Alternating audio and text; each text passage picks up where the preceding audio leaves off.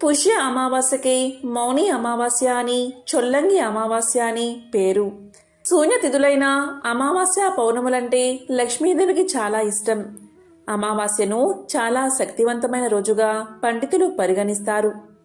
ఉప్పుతో ఎటువంటి పరిహారం చేస్తే సమస్యలు, అప్పుల బాధలు తగ్గి లక్ష్మీ కటాక్షం కలుగుతుందో అదేవిధంగా ఈరోజు ఏ చెట్టు కొమ్మను తెచ్చి ఇంట్లో పెట్టుకుంటే నరదృష్టి, నరఘోష, నరపీడల నుంచి ఉపశమనం పొందవచ్చో ఇప్పుడు ఈ వీడియోలో తెలుసుకుందాం. ఈరోజు లక్ష్మీదేవిని పూజిస్తే ఎలాంటి సమస్యలు ఉన్నా అవి తొలగిపోతాయి. పూజ అంటే పెద్ద పెద్ద పూజలు చేయవలసిన పనిలేదు. మీకు తోచిన విధంగా అమ్మవారిని పూజించి మనసారా నమస్కారం చేసుకున్నా చాలు. ఆ అమ్మవారి సంపూర్ణ అనుగ్రహం మీకు కలుగుతుంది. ఈరోజు ప్రత్యేకంగా అమ్మవారికి నైవేద్యం సమర్పించేటప్పుడు దానిమ్మ పండు గింజలను నివేదన చేయండి. ఈరోజు మీరు చేసే లక్ష్మీ అమ్మవారి పూజ కన్నా పెట్టే నైవేద్యానికే ఎక్కువ ప్రాముఖ్యత ఉంటుంది. దానిమ్మ పండు అంటే లక్ష్మీదేవికి ఎంతో ప్రీతికరం.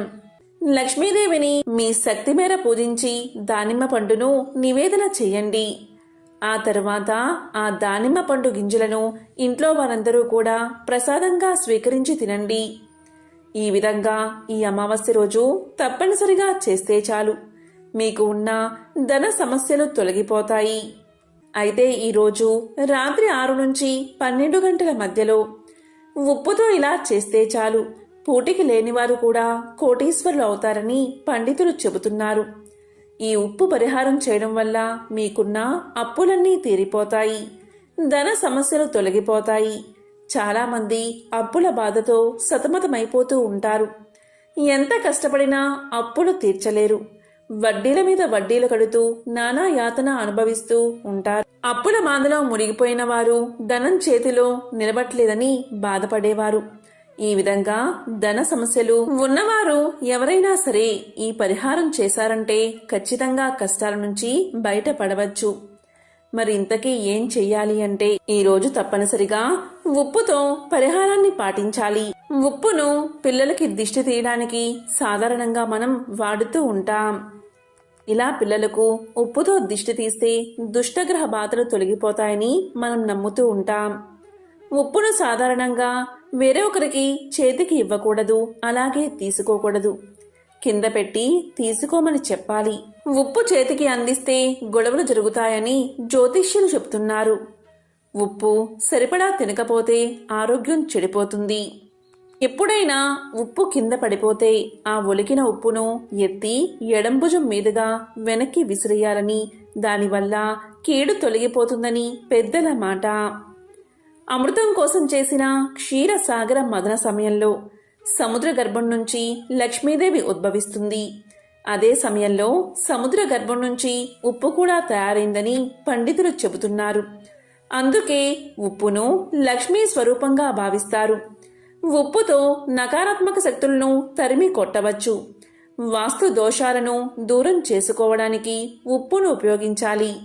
అమావాస్య రోజు ఈ ఒక్క పరిహారం చేస్తే చాలు, అప్పుల బాధలు, ధన సమస్యలన్నీ కూడా తీరిపోతాయి. అసలు ఏం చెయ్యాలి అంటే ఈరోజు రాత్రి 6 నుంచి 12 గంటల మధ్యలో ఒక పాత్రను తీసుకోండి. అంటే మట్టి మూకుడుని కానీ లేకపోతే గాజు బౌల్ను కానీ తీసుకోండి. దాంట్లో మెత్తటి ఉప్పును కాకుండా కల్లు ఉప్పును అంటే సముద్రపు ఉప్పును, రాక్ సాల్ట్ని వేయండి. మీ ఇంట్లో ఉండే ఉప్పుతో ఈ పరిహారాన్ని చేయవద్దు. దీనికోసం విడిగా ఉప్పు కొని తెచ్చుకుని ఈ పరిహారాన్ని చెయ్యండి. ఇలా మూగుడిలో ఉప్పు వేసిన తర్వాత దాని మీద చిన్న దాల్చిన చెక్క ముక్క, 5 లవంగాలు పెట్టండి. దాని మీద కొంచెం పసుపు, కొంచెం కుంకుమ కూడా వేయండి. పసుపు కుంకుమలు మంగళకరమైనవి, చాలా పవిత్రమైనవి. లవంగాలు, దాల్చిన చెక్క ఈ రెండూ కూడా శుక్రుడికి ఎంతో ప్రీతికరమైనవి. శుక్రుడికి అధిష్టాన దేవత అమ్మవారు. అమ్మవారికి ఎంతో ఇష్టమైనది ఉప్పు, దాల్చిన చెక్క, లవంగాలు. కాబట్టి వీటితో పరిహారాన్ని చేయడం వల్ల తప్పకుండా 100% సత్ఫలితాలు వస్తాయి. ఈ విధంగా వేసిన తర్వాత ఈ బౌల్ని అంటే ముకుడుని దేవుడి గదిలో దేవుడి ముందు పెట్టి ధూపం చూపించి నమస్కారం చేసుకోండి. అమ్మా లక్ష్మీదేవి, మాకున్న కష్టాలన్నీ తొలగిపోవాలి, అప్పుల బాధలు తొలగిపోవాలి, ధనానికి లోటు లేకుండా ఉండాలి అని మనస్ఫూర్తిగా సంకల్పం చెప్పుకోండి. ఆ తర్వాత దీన్ని తీసి ఆ పూజా గదిలోని ఈశాన్యం మూల పెట్టండి. ఎవరికీ కనిపించకుండా ఇలా పెట్టండి. కావాలంటే ఉప్పు మీద ఎర్ర వస్త్రాన్ని పరిచి ఉంచవచ్చు. ఎవరికంటా పడకుండా ఉండేలా పెట్టాలి. రహస్యంగా ఈ పరిహారాన్ని పాటించాలి. ఇలా పెట్టిన బౌల్ని ఆ రోజు రాత్రంతా అక్కడే వదిలేసి, అంటే అమావాస్య రోజు రాత్రంతా అలాగే వదిలేసి మరునాడు ఉదయం స్నానం చేసిన తర్వాత ఆ బౌల్ని తీసి దానిలోని ఉప్పును, పసుపు, కుంకుమలను, దాల్చిన చెక్కను, లవంగాలను తీసి వాటిని ఎక్కడైనా సరే ప్రవహించే నీటిలో పడేయండి. ప్రవహించే నీరు మీకు అందుబాటులో లేకపోతే నీటిలో ఇవన్నీ కలిపి ఏదైనా చెట్టు మొదట్లో పోయండి. అమావాస్య రోజు ఈ పరిహారం పాటిస్తే మీకు సంవత్సరంతా కూడా ధనాదాయం పెరుగుతుంది. అప్పుల బాధలు తగ్గుముఖం పడతాయి. అప్పులన్నీ కూడా తీరిపోతాయి. కాబట్టి అమావాస్య రోజు తప్పనిసరిగా ఈ పరిహారాన్ని పాటించి శుభ ఫలితాలను పొందండి. ఏ చెట్టు కొమ్మను తెచ్చి ఇంట్లో పెట్టుకోవాలో ఇప్పుడు ఈ వీడియోలో తెలుసుకుందాం. ఈరోజు ఏ చెట్టు కొమ్మను తెచ్చుకోవాలి అంటే అదే జమ్మి చెట్టు.